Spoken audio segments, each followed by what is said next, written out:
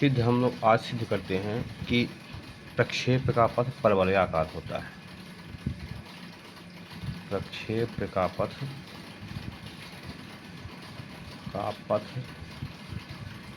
परवलयाकार होता है।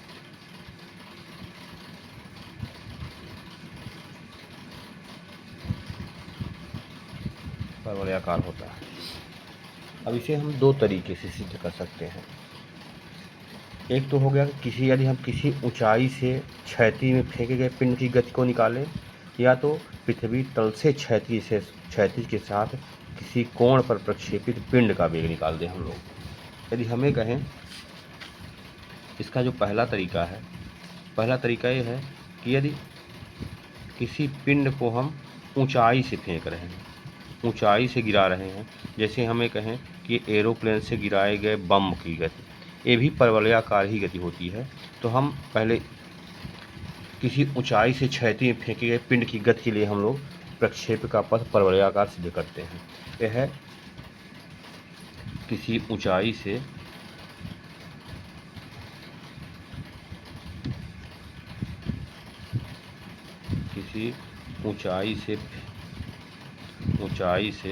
क्षैतिज में फेंके गए पिंड की गति।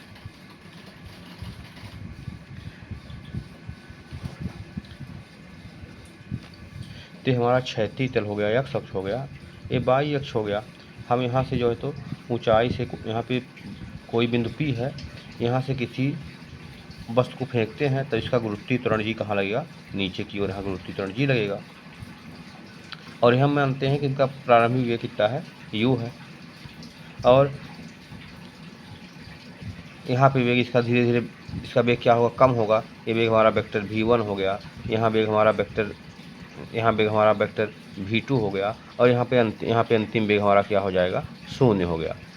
अंतिम वेग यहाँ पे बिंदु Q है, बिंदु Q पर आने पर वस्तु का वेग v क्या हो जाएगा? 0 हो जाएगा। तो हम मानते हैं कि माना किसी पिंड को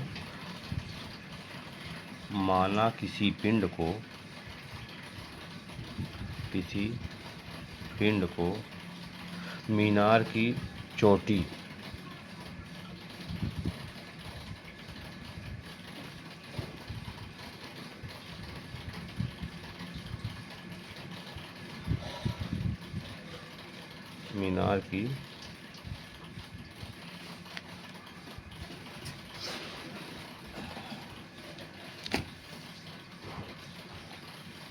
मीनार की चोटी P से प्रारंभिक वेग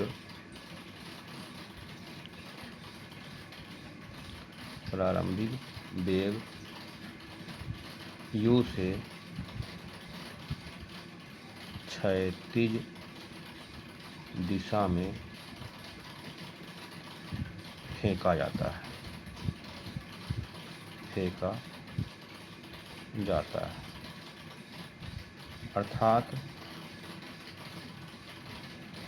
अर्थात ux बराबर u तथा u y बराबर क्या होगा? तो क्षैतिज दिशा में वेग रहे हैं तो u y बराबर 0 शून्य होगा हमारा। ux बराबर u तथा u बराबर 0 होगा। और पिंड पर गुरुत्वीय त्वरण g सदैव ऊर्ध्वाधर नीचे की ओर ही कार्य करता है। अर्थात हमें कहे कि जब हम क्षैतिज दिशा में फेंक रहे हैं और गुरुत्वीय त्वरण हमारा कहाँ कार्य करेगा? नीचे की ओर कार्य करेगा। हमारा ax का मान क्या होगा? यानी क्षैतिज में गुरुत्वीय त्वरण का मान क्या होगा? 0 होगा। गुरुत्वीय त्वरण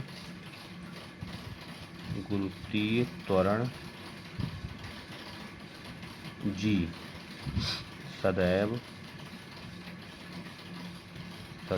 ऊर्ध्वाधर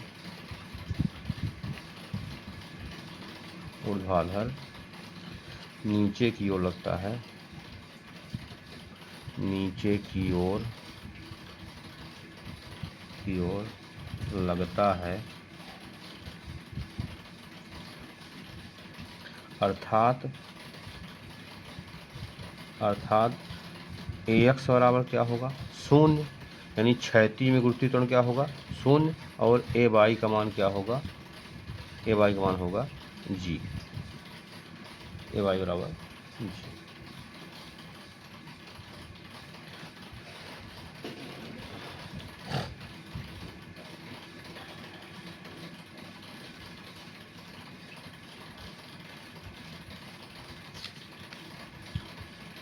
मानते हैं, माना पिंड को मीनार की तली तक, पिंड को यहाँ से नीचे आने में टी समय लगता है।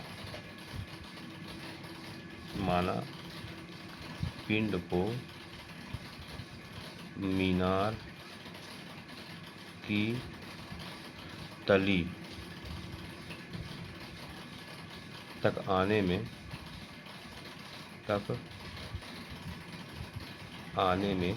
टी समय लगता है, टी समय लगता है।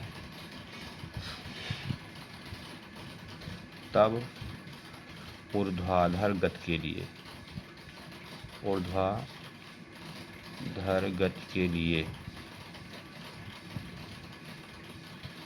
ऊर्ध्वाधर गति के लिए, अब ऊर्ध्वाधर गति में पिंड को हम ऊपर से फेंक रहे हैं नीचे की ओर, तो यू वाई डायरेक्शन में हमारा वेग क्या होगा, ऊर्ध्वाधर गति के लिए यू वाई बराबर कितना हो जाएगा, 0, और ए वाई बराबर क्या होगा जी, और टी समय में ऊर्ध्वाधर विस्थापन क्या हो जाएगा, ऊर्ध्वाधर विस्थापन हमारा यहाँ से यहाँ ऊर्ध्वाधर विस्थापन है, तो ऊर्ध्वाधर विस्थापन कितना हो जाएगा, बाई, ऊर्ध्वाधर विस्थापन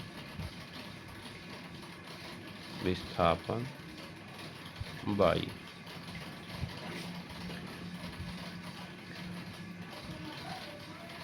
इसलिए सूत्र अब गति का द्वितीय समीकरण लगेगा, बाई बराबर क्या होता है यू, अब हम पिंड हमारा ऊपर से नीचे की ओर आ रहा है, यानी इसे विस्थापन हो रहा है, विस्थापन यहाँ से यहाँ हो रहा है, विस्थापन यहाँ पिंड यहाँ, यानी विस्थापन यहाँ से लंबवत विस्थापन कहें तो यहाँ से लंबवत विस्थापन यहाँ तक है, तो हो जाएगा सूत्र बाई बराबर हो जाएगा you by T plus 1/2 A by T square. यहाँ पे हम यू बाई का मान और ए बाई का मान रख देते हैं, तो हो जाएगा बाई बराबर यू बाई का मान हो जाएगा 0 प्लस ए बाई का मान है जी, तो यहाँ हो जाएगा जी टी स्क्वायर हो जाएगा, यानी हमारा यहाँ पे बाई बराबर कितना आ गया, बाई बराबर आ गया जी टी स्क्वायर। क्षैतिज गति के लिए, ये ऊर्ध्वाधर गति के लिए हो गया, अब क्षैतिज गति के लिए, क्षैतिज गति के लिए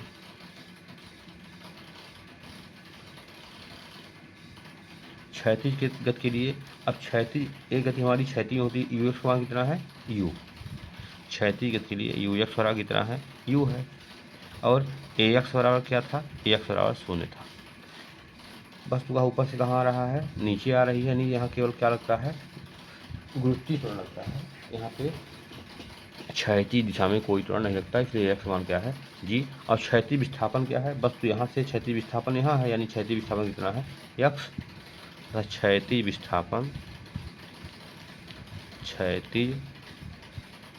विस्थापन बराबर क्या है एक्स।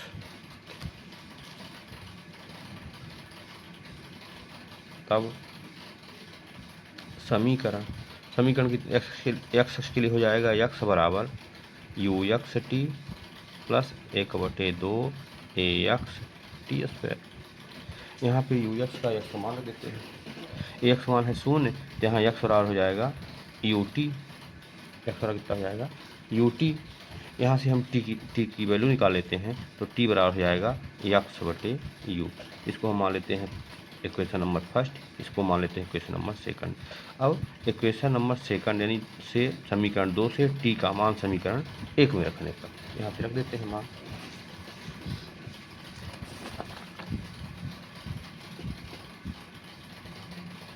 समीकरण 2 से टी का मान समीकरण 1 में रखने पर, तो समीकरण 2 हमारा था, तो टी का मान आया था, टी बराबर आया था यू, और समीकरण हमारा 2 था बाई बराबर जी टी स्क्वायर। यहाँ पे टी का मान रख देते हैं तो बाई बराबर आएगा जी हो जाएगा यक्स बटे यू का होल स्क्वायर, यानी जाएगा बाई बराबर हो जाएगा जी यक्स स्क्वायर बटे यू स्क्वायर, इतना हो जाएगा। या इसको हम लिख सकते हैं बाई बराबर जी बटे you square into x square, और बाई बराबर बी एक्स स्क्वायर होता है परवलय का समीकरण। यह समीकरण बाई बराबर बी एक्स स्क्वायर के रूप का है, जो कि ये परवलय का समीकरण है। जहाँ बी बराबर कितना होगा, जहाँ बी बराबर है जी बटे यू स्क्वायर। अतः ये समीकरण जो हमारा एक तीसरा समीकरण है, समीकरण 3 एक परवलय के रूप का समीकरण है, परवलय के रूप का समीकरण है। अतः प्रक्षेप का पथ परवलयाकार होता है। अतः प्रक्षेप्य का पथ परवलयाकार होता है।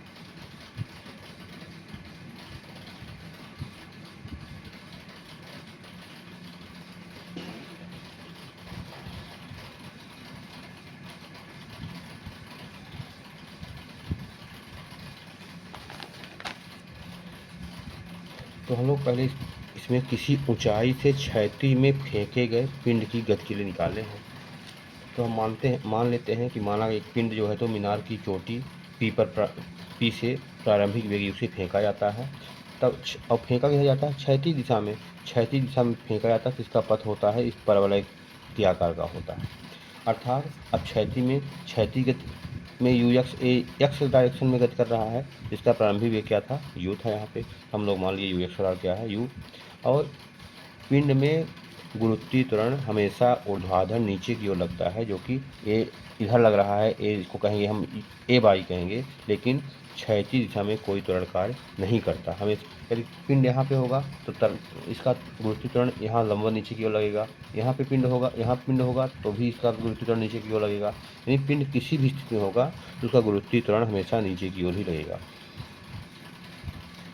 और ऊर्ध्वाधर दिशा में वेग क्या हो जाएगा, ऊपर की ओर वेग क्या हो जाएगा, शून्य हो जाएगा। गुरुत्वीय त्वरण ए एक्स का मान क्या होगा, 0, ए वाई का मान क्या होगा, जी।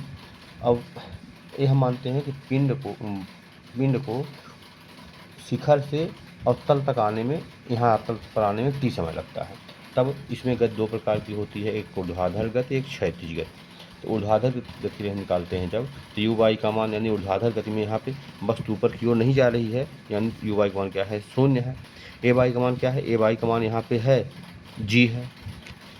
तो हम लोग समीकरण गति के द्वितीय समीकरण से चलते हैं। द्वितीय समीकरण होता है यस बराबर U T plus 1/2 A T square. लेकिन हम ऊर्ध्वाधर गति निकाले हैं, यानी बाई अक्ष के लिए निकाले हैं। ऊर्ध्वाधर विस्थापन माने हैं बाई यहाँ पे, तो बाई बराबर हो गया you by T plus 1/2 A by T square. ये यहाँ से यू बाई का मान और ए बाई का मान यहाँ पे रख दिए, तो यू बाई का मान है 0, तो हो गया 0, और ए बाई का मान है जी, तो यहाँ पे हो गया जी टी स्क्वायर, नहीं बाई बराबर आ गया जी टी स्क्वायर। क्षैतिज गति लेके चलते हैं।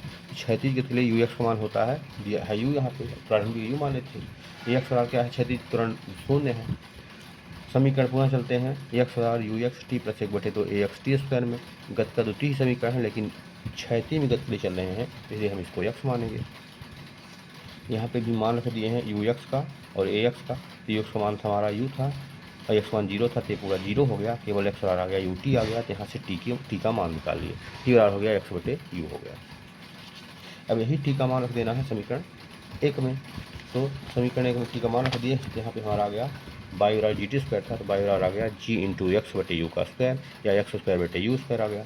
यू स्क्वायर को यहाँ पे लिख दिए, ये हो गया बाई बराबर जी बटे you square into x square, ये एक्स स्क्वायर का गुणांक हो गया। और ये समीकरण बाई बराबर होता है बी एक्स स्क्वायर या बाई बराबर ए एक्स स्क्वायर, ये परवलय का समीकरण होता है, यानी ये समीकरण परवलय के रूप का है। अतः प्रक्षेप का पथ परवलयाकार होता है।